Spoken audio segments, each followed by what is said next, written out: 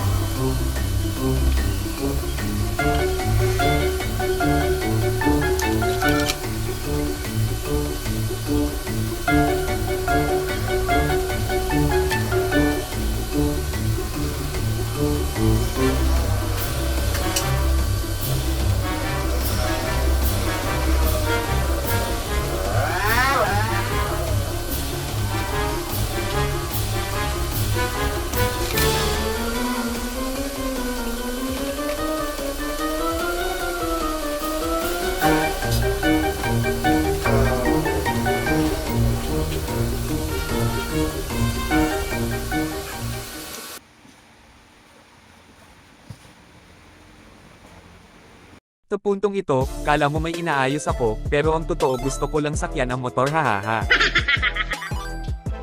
Gusto ko kasi magkaroon din ng big bike pero kapos sa height, este sa pera.